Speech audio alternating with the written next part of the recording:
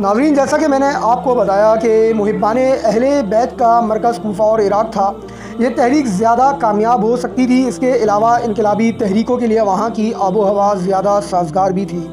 اس لیے محمد بن حنفیہ رحمۃ اللہ علیہ کو سرپرست بنانے کے بعد مختار نے ان سے عراق میں کام کرنے کی اجازت چاہی۔ انہوں نے اس کی سرپرستی قبول کر لی تھی، لیکن ان کو خود اس پر اعتماد نہیں تھا، اس لیے اجازت تو دے دی، لیکن اس کی نگرانی کے لیے اپنا ایک آدمی عبداللہ بن کامل حمدانی ساتھ کر دیا اور اس کو مختار سے ہوشیار رہنے کی بھی ہدایت کر دی۔ بحوالہ ابن سعد جلد نمبر 5 صفحہ نمبر 71۔ مختار ثقفی بڑا عاقبت اندیش اور چلاک آدمی تھا، اس لیے اب بھی اس نے حضرت ابن زبیر یعنی حضرت عبداللہ بن زبیر رضی اللہ عنہ سے تعلق منقطع نہیں کیا کہ اگر اس کی تحریک میں کامیابی نہ ہو تو حضرت عبداللہ بن زبیر رضی اللہ عنہ کا دروازہ اس کے لیے کھلا ہے۔ اس نے یہ دھوکہ دیا کہ عراق میں اس کا قیام ان کے لیے زیادہ مفید ہوگا اور وہاں جا کر شیعان بنی ہاشم کو بنی امیہ کے مقام میں ان کی مدد پر آمادہ کر لے گا۔ ابن زبیر رضی اللہ عنہ نے بھی اجازت دے دی۔ بحوالہ مروج ذہب صفحہ نمبر 475۔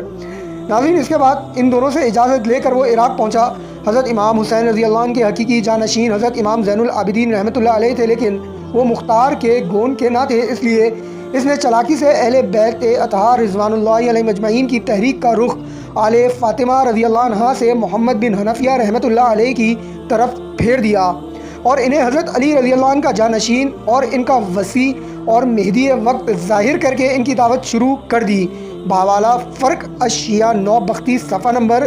23 تا 26۔ اپنے متعلق نزول وحی کا دعویٰ کیا، بدا یعنی اللہ تعالیٰ سے معاذ اللہ غلطی کا امکان کا عقیدہ ایجاد کیا اور ایک کرسی کو حضرت علی رضی اللہ عنہ کی طرف منسوب کر کے اسے بنی اسرائیل کے تابوت سکینہ کی طرح مقدس اور وسیلہ فتح و ظفر قرار دیا۔ بحوالہ الملل والنحل کوفہ شیعان علی کا مرکز تھا، یہی حضرت امام حسین رضی اللہ تعالیٰ عنہ کی شہادت کا واقعہ پیش آیا تھا۔ اس سے پہلے توابین کی تحریک اٹھ چکی تھی، اس لیے مختار ثقفی کی تحریک کو بھی بڑی مقبولیت حاصل ہوئی۔ ہزاروں آدمی اس کے ساتھ ہو گئے اور اس کا گھر شیعان علی رضی اللہ عنہ کا مرکز بن گیا۔ حضرت عبداللہ بن متی جو ابن زبیر رضی اللہ عنہ کی جانب سے کوفہ کے والی تھے اور ایاز بن نظر افسر پولیس نے اس کی سرگرمی کو دیکھ کر روک ٹوک شروع کی۔ اس وقت تک مختار ثقفی کی دعوت میں زیادہ تر عوام شریک ہوئے تھے، کوئی ممتاز اور مقتدر آدمی مددگار نہ تھا، اس لیے اس وقت وہ خاموش رہا اور کوفہ کے لیے ایک مقتدر آدمی رئیس ابراہیم بن اشتر کو جو پرانے شیعان علی میں تھا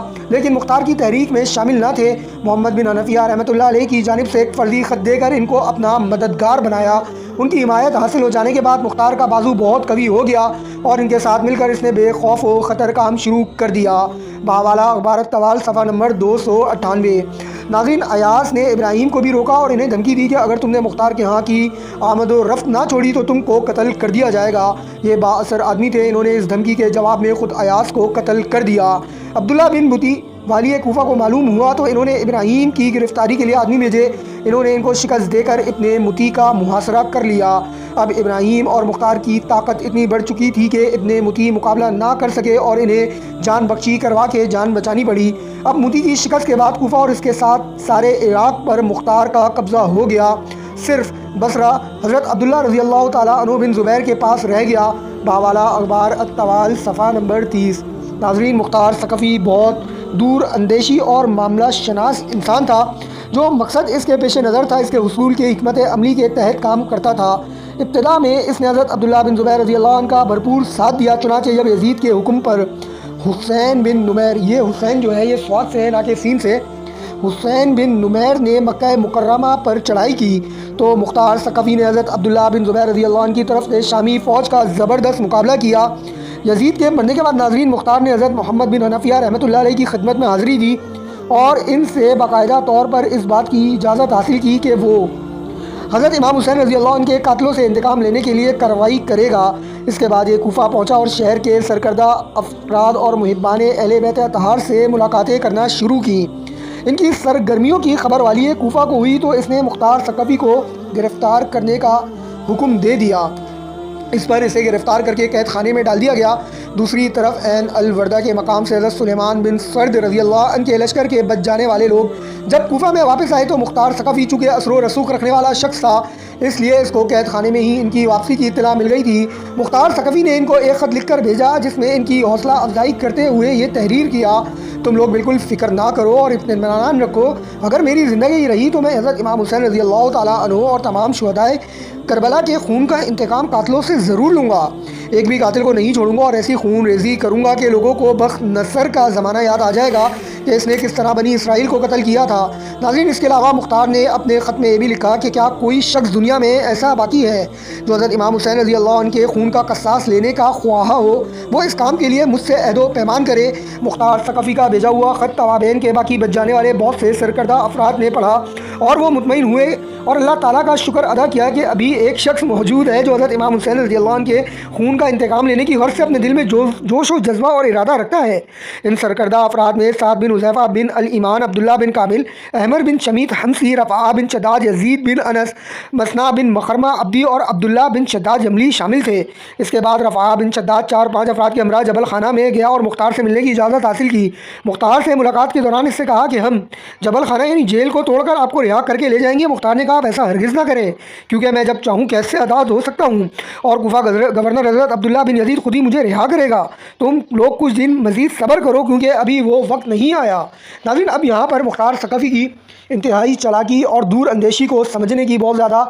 ضرورت ہے۔ اگر آپ سیاست یعنی پولیٹکس کو سمجھتے ہیں تو ضرور اس کے مکر و فریب اور اس تاریخ کو سمجھ سکیں گے، ورنہ آپ مختار ثقفی جیسے بدبخت کو ولی اللہ اور رحمۃ اللہ علیہ بولتے رہیے، جیسے کہ کچھ لوگ یزید جیسے بدبخت کو رحمۃ اللہ اور ولی اللہ مانتے اور بولتے رہتے ہیں۔ آپ کے بول لینے سے کوئی فائدہ نہیں ہے، اصل بات تاریخ کی ہے اور ایمان کا جو فیصلہ ہے وہ اسی پر ہے، اور جہنم اور جنت کا جو فیصلہ بھی ہے وہ انہی باتوں اور عقائد پر ہی ہے۔ بہرحال ناظرین، مختار ثقفی انتہائی ہوشیار آدمی تھا، اس میں کوئی شک بھی نہیں۔ ناظرین، اس نے رفاعہ بن شداد سے بات اس لیے کی تھی کہ اس نے توابین کے بچ جانے والے افراد کے کوفہ واپس آنے سے پہلے ہی اپنے قید خانے سے ایک خط حضرت عبداللہ بن عمر، ناظرین حضرت عبداللہ بن عمر رضی اللہ تعالیٰ عنہ کے بیٹے ہیں، ان کے پاس بھیج دیا تھا، جس میں اس نے تحریر کیا تھا کہ کوفہ کے حاکم عبداللہ بن یزید نے مجھے جیل میں ڈال رکھا ہے، آپ میری رہائی کے لیے ایک سفارشی خط عبداللہ بن یزید کو لکھ دیں، میں مظلوم ہوں، اس سفارش کا ثواب اللہ تعالیٰ آپ کو عطا فرما دے گا۔ دیکھیں ناظرین، یہ کتنا بدبخت آدمی تھا کہ اس نے اپنے اقتدار کے لیے، اپنے منشا کے لیے پہلے تو لوگوں کے دلوں میں یہ ڈالا کہ محب اہل بیت اور میں ان کے قاتلوں سے بدلہ لوں گا، اس نے لیا بھی، کیونکہ ناظرین یہ مضبوط لوگ تھے، بدبخت لوگ تھے جو یزید کے فوج میں شامل تھے اور ان کا ڈنکا بجا ہوا تھا، چاہے وہ کفر میں ہی بجا ہوا تھا، تو یہ انتہائی مضبوط قسم کے لوگ تھے۔ ان کو ختم کیے بغیر مختار ثقفی حکومت اور اقتدار حاصل کر ہی نہیں سکتا تھا، لیکن افسوس یہ ہوا کہ ایٹ دی اینڈ حضرت عبداللہ بن زبیر رضی اللہ تعالیٰ عنہ نے قتل کر دیا، اس کو قتل کروا دیا اپنے بھائی حضرت مصعب بن زبیر رضی اللہ تعالیٰ عنہ کی فوج کو بھیج کر۔ بہرحال یہ آپ کو بالکل ان ویڈیوز کے آخری پارٹ میں سب کچھ جاننے اور سننے کو ملے گا۔ بہرحال ناظرین، اب میں ویڈیو کے بس اختتام ہی کی طرف ہوں، واللہ عالم کون پوری دیکھ بھی رہا ہے کہ نہیں، لیکن پھر بھی چونکہ مختار کو اس بات کا پکا یقین تھا کہ حضرت عبداللہ بن عمر رضی اللہ عنہ ضرور حاکم کوفہ کو اس کی رہائی کے لیے سفارشی خط لکھیں گے اور اس کی رہائی عمل میں آ جائے گی۔ اس خط کا معاملہ مختار نے چھپائے ہوئے رفاعہ بن شداد کے ساتھ اس طرح اپنی رہائی کے حوالے سے گفتگو کی جس سے اس کی کرامت کا شہرہ ہو جائے۔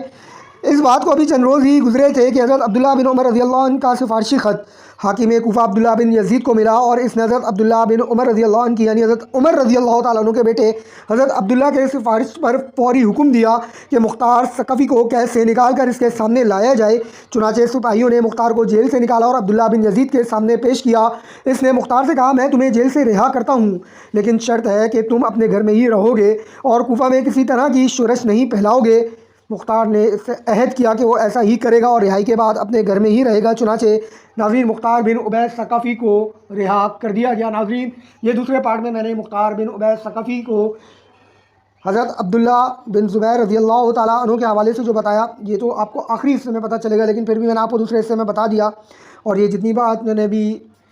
یہاں تک آپ لوگوں کو کوٹ کی ہے اخبار الطوال کے بعد، تو یہ ہے تاریخ اسلام کا حوالہ اور کربلا کے بعد شہادتوں کی داستان صفحہ نمبر